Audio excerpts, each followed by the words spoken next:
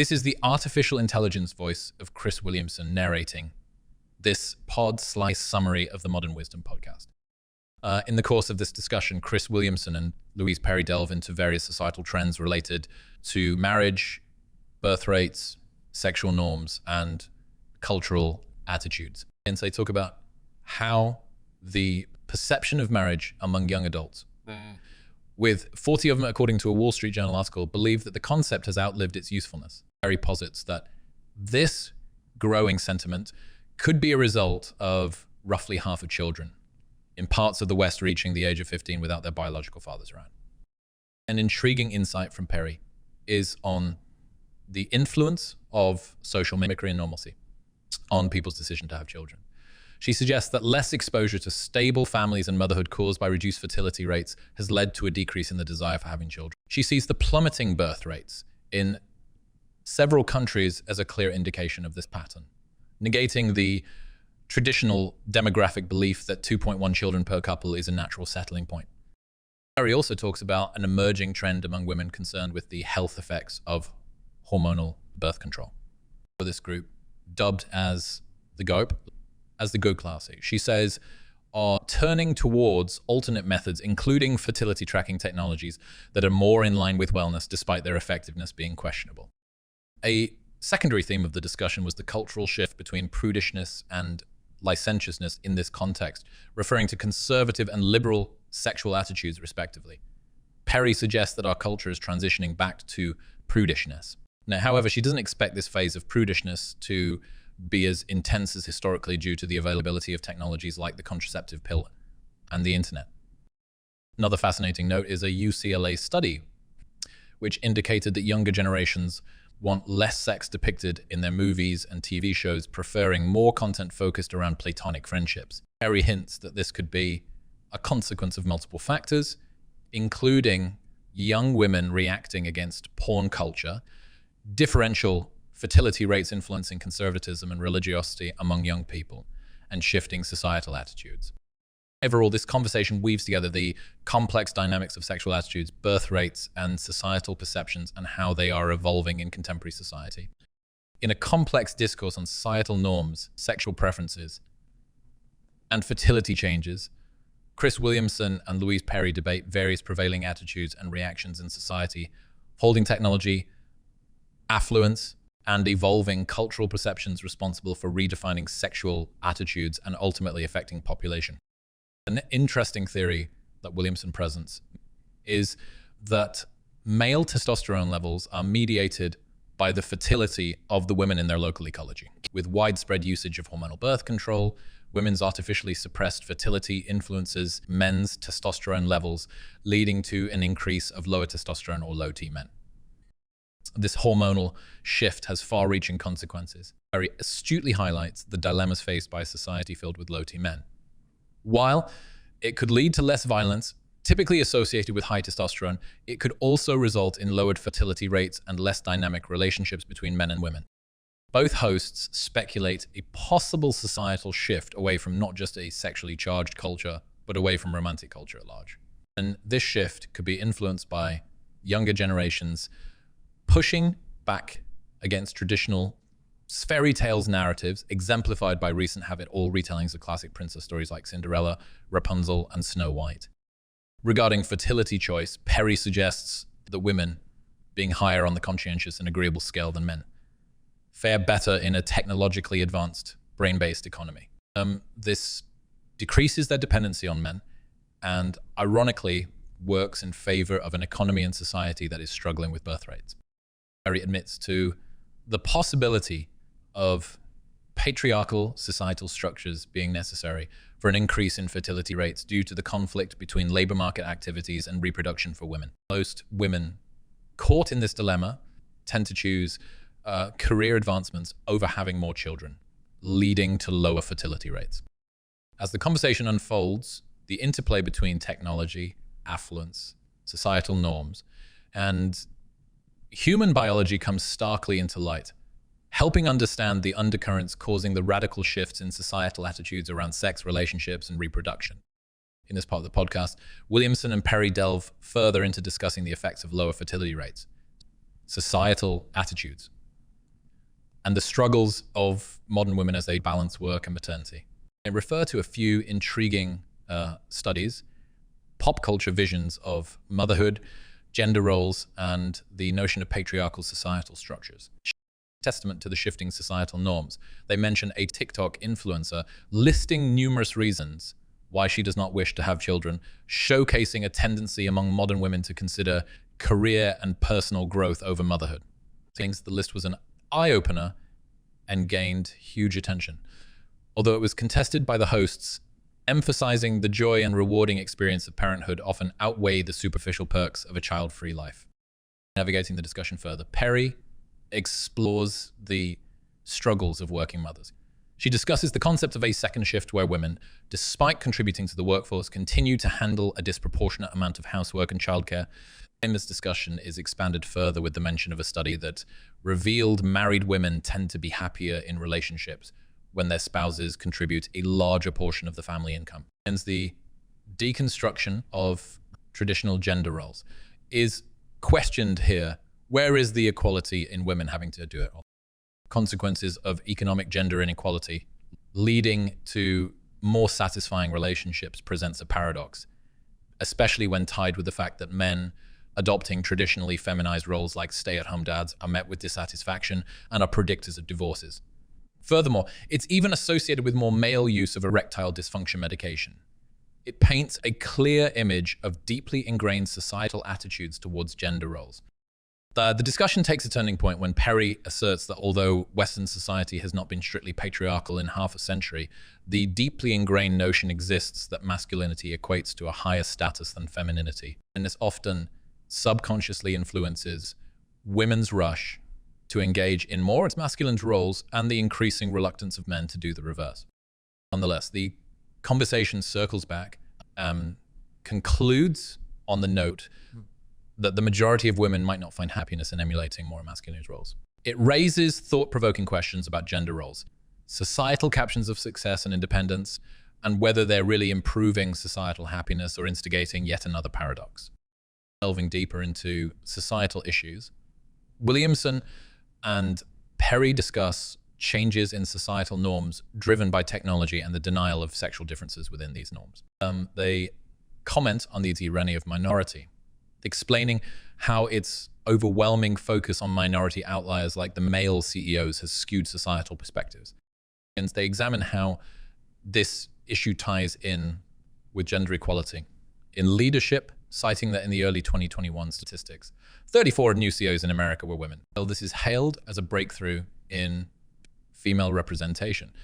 The hosts speculate if this statistic overrepresents the number of women who actually aspire to this high-stress role. Shifting their focus to feminism and the aftermath of the Me Too movement.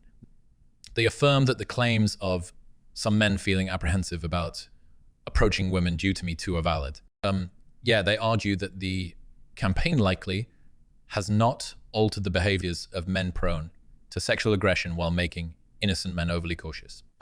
Hence, they advocate for recognizing the disparities in physical strength and psychology between men and women for women's safety, rather than making men and women's behaviors identical. Perry and Williamson challenged the notion that promoting an equivalent level of brutishness in women is the solution, noting that promoting the idea of chivalry and deference towards women can encourage society to view women as deserving of protection, rather than promoting the now prevalent every woman for herself mentality.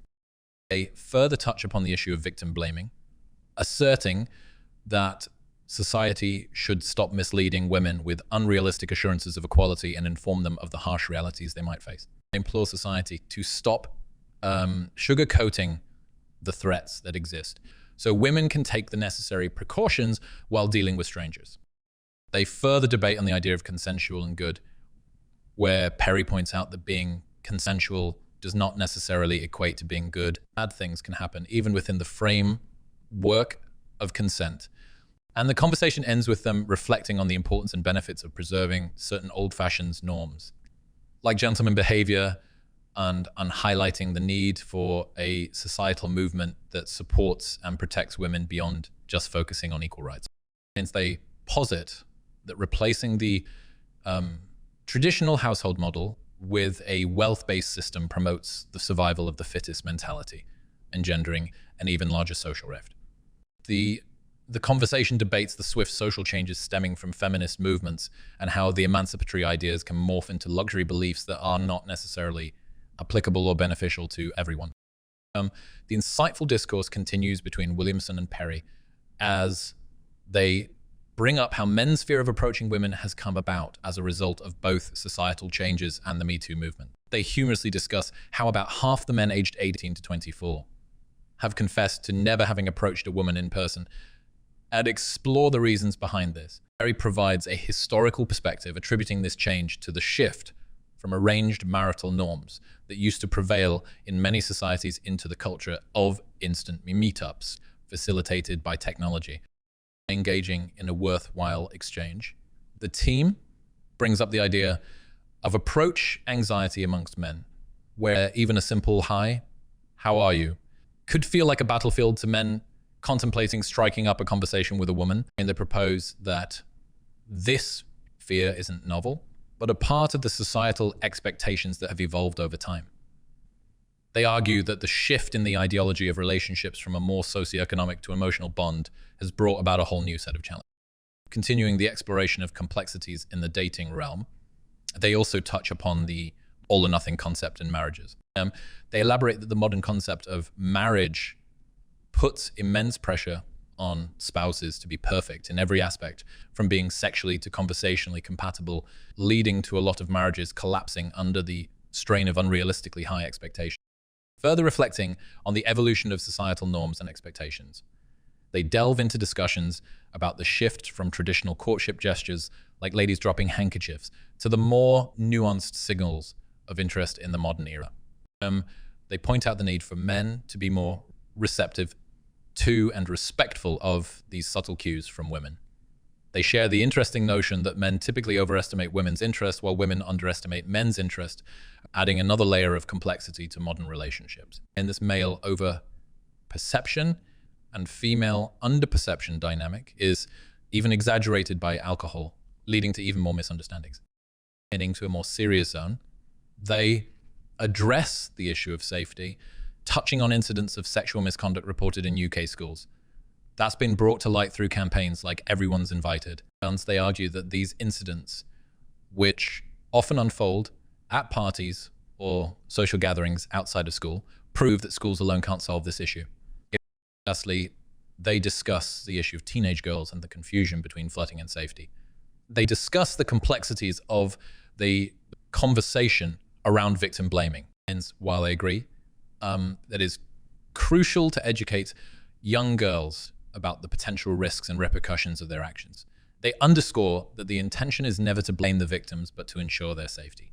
This makes clear the layered, multifactorial issues at play in modern relationship dynamics, echoing the ongoing theme of the podcast. How societal changes are constantly reshaping norms and expectations, while addressing varied, thought-provoking topics.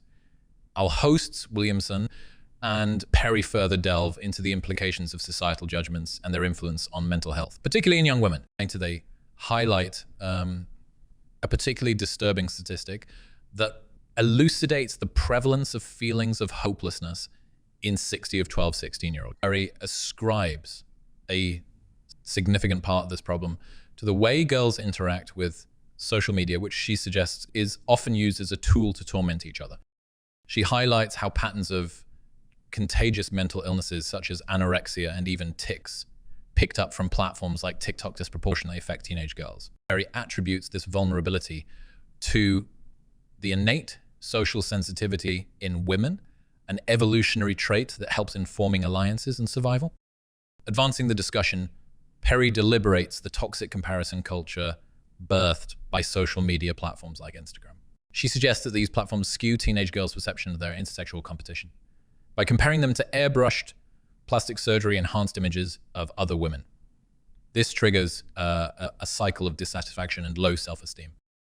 Continuing this exploration of mental health in young women, Perry and Williamson discuss the worrying rise in girls identifying as FTMB, female to male transgenders, which they suggest might be a result of social contagion theory. To support this, they cite studies that reveal a spiking trend of gender dysphoria diagnoses primarily among teenage girls. The conversation takes another interesting turn when it touches on the effects of hormonal birth control on young girls and its potential contribution to negative mental health outcomes.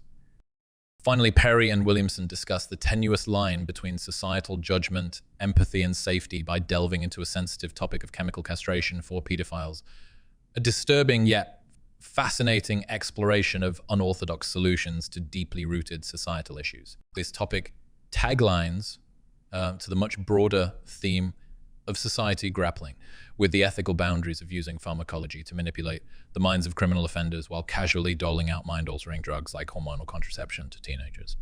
The implications of each of these decisions, along with the trade-offs they entail, are laid bare by Perry and Williamson, presenting a textured and stimulating discussion for listeners.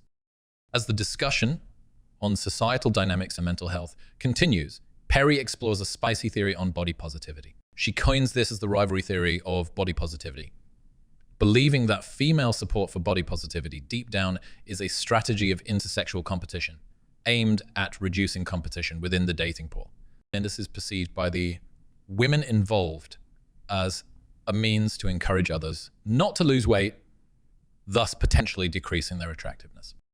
The hosts also explore the pressure of maintaining perceived attractiveness in society, which manifests in unnecessary beauty enhancements. Perry identifies seemingly endless desire for beauty enhancement treatments in women, which is largely driven by technological innovation in the beauty industry. Intriguingly, this continuous advance and wide acceptance of beauty treatments have somewhat raised the minimum standard of beauty. Perry mentions that if one were to stick to beauty routines of decades ago, they might be considered less attractive compared to their counterparts today. In essence, women are competing with each other on appearance, thanks mostly to societal pressure and advancements in the beauty industry. And while examining this intense rivalry and the burden of maintaining physical appearance, Williamson presents a fascinating study that found women who perceive other women as potential dating threats would advise them to cut off more hair to decrease their attractiveness. This study shows the degree to which this unspoken rivalry could be covertly played out under the guise of friendly advice. Interestingly, the study found that women are more likely to advise those of similar attractiveness levels to cut off more hair in an attempt to reduce competition, believing that men are relatively easy to please, valuing youthfulness, health, and long hair. Perry suggests that women are not just engaging with these beauty expectations and routines for male attention, but also to navigate a difficult game of female competition. In this intriguing intersection of societal norms, personal psychology, advances in technology, and intersexual competition, a complicated landscape of female identity, societal expectation, and unspoken rivalry unfolds. Through this discussion, it is clear that technology, societal expectations, and personal insecurities contribute to shaping the competitive dynamics among women regarding physical appearance. So the conversation takes a fascinating turn as Perry expounds on the dichotomy experienced by women in trying to appeal to both men and the ubiquitous game of intersexual competition. This consists of efforts to elevate one's status, not only through physical appearance, but also through brand recognition and keeping up with ever-changing fashion trends. This duality may sometimes lead to a clash when a trend emerges that appeals to fashion, but not necessarily to men's preferences, such as short hair or baggy clothes. Williamson interjects at this point, noting that men would generally prefer women to stick to what they find attractive, like form-fitting clothes. As the discussion reflects, illustrates the simplicity of male preference, which contrasts dramatically with the complex dynamics women navigate in their quest for attractiveness. That conversation switches to the impact of the fashion industry on the standard of beauty. Perry underlines the fact that the fashion industry is chiefly dominated by gay men who tend to regard androgynous looks as more attractive. As an example, she cites the preference for skinny women on catwalks. However, this generalization is challenged by the recent decision of Victoria's Secret to return to using traditionally attractive models after experimenting with a more diverse range of models. In the touch on the controversial strategies that prominent clothing brands like Lululemon and Abercrombie have used to maintain their image. Previously, these brands only catered to smaller-sized women, creating an aspirational image linked to skinniness. However, Perry notes a recent trend reversal wherein the brands have now included plus-sized models, albeit she expresses her skepticism about the longevity of this change. Perry, who is a multi-platform writer and host of the podcast Made Mother Matriarchs, mentions her current works, including her latest book on motherhood and fertility. Finally, Williamson lauds Perry for her enlightening contributions and wraps up the segment by recommending her works to the audience.